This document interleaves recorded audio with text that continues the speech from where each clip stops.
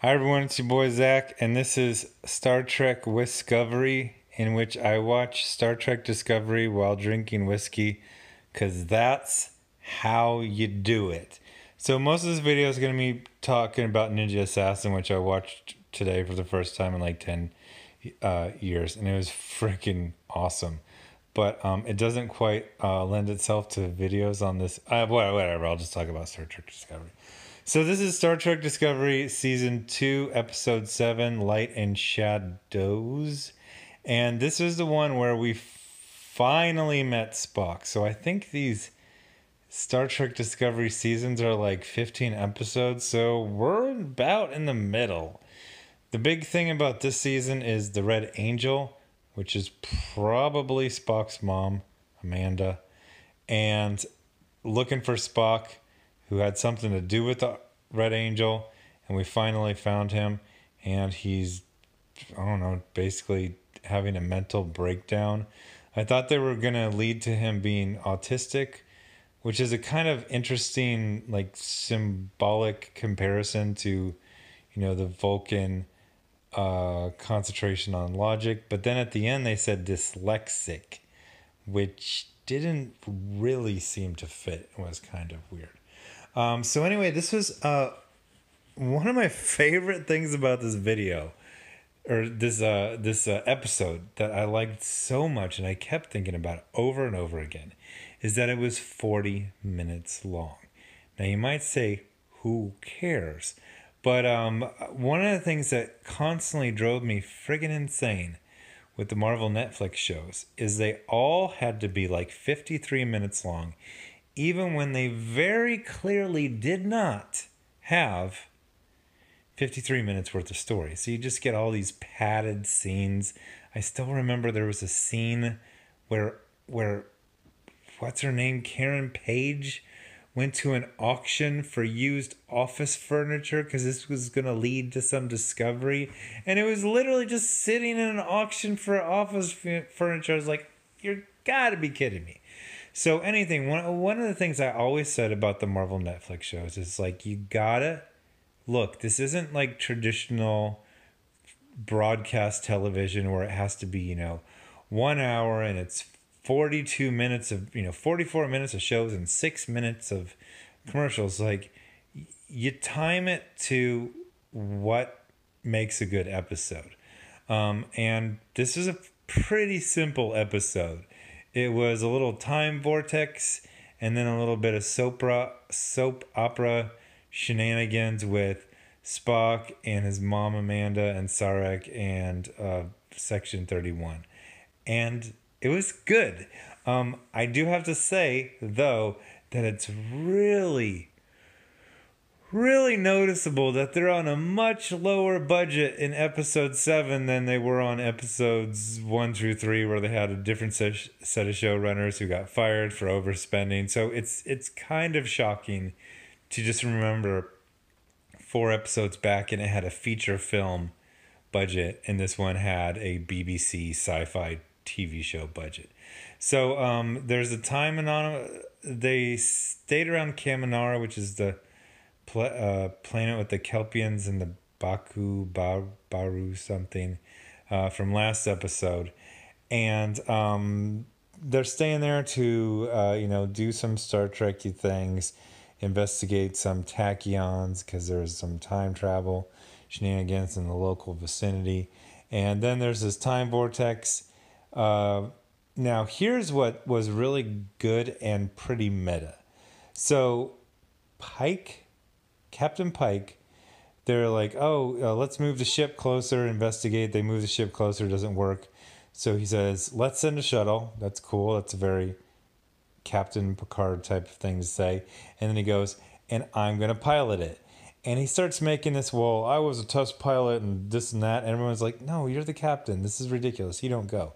So basically they bring up this thing, and Ash Tyler basically tells him, he goes, you're doing this because you're embarrassed and you're ashamed that you sat out the war. I still haven't watched more than like 3 or 4 issues of episodes of season 1, but it was this Klingon war, and it was all, all of Starfleet except for the Enterprise. And the Enterprise, I forget the reason. I think they were told to sit out just because that actually how it is in war. You don't send all of your forces to any one battle because it's insane. You could lose all of your forces at once. So there's always someone held in reserve, and it feels kind of lame if you're in the military and there's a war and you're like, okay, you're not the the tip of the spear. You're just going to be in reserve. You're backup. You're like, really? Because no one enlists to be backup. But he basically says, you do this because you're embarrassed you set out the war. You want to prove your bravery. You want to prove, you've got what it takes. You got the right stuff. So that actually fits because that's one of the things that drives me insane about Star Trek is they're always having the captain go on missions. The captains just stay on the ship all the time. When, the USS freaking Essex drops off some Navy SEALs to go fight pirates, wherever, the captain doesn't go along with them. He stays on the ship. He's the captain. Picard was pretty good about that in the first couple seasons of STNG, but or TNG as people say. But then at the end, he just started jumping on every mission, and the movies are just freaking ridiculous. So they finally brought up the insane thing about the captain going on basically the captain should never go on away missions. Maybe some just diplomatic meetings and he beams down. That's it. That's it. He should never leave the ship. His job is the ship. That's it. So that stuff was good. They had some Stamets. Stamets is this weird thing where he's a regular and he isn't a regular. The thing is, he's kind of got a cool role because of his connection to the mycelial network, which I freaking love. I love that whole aspect of this show. Every time they use it. My point is, they only bring him in when he's going to do something awesome. You know how the shows are? You usually have 5 or 6 regulars, and they kind of go through everything. So there's no, you're never ooh, Dr. Beverly Crusher's in this scene. She's going to do something awesome. It's she's just going to be in the scene and she's going to talk about some medical stuff. Every time they say, oh, go find whatever his rank is, Commander Stamets, he's going to do something awesome. It's do you remember that episode of Simpsons where Homer sees a fight with a bunch of mafia guys and somebody's trying to get him to leave, and he points to one guy who hasn't done anything yet, and he goes, oh, he's about to do something cool, and he doesn't want to miss it. That's how Stamets is. They only pull him out when he's going to do something cool. So basically he goes, you got Captain Pike and Volkash Tyler, whatever you call him. They're stuck in this little time loop, but they don't have a fixed point, for navigation, a star to guide them because everything's just shifting.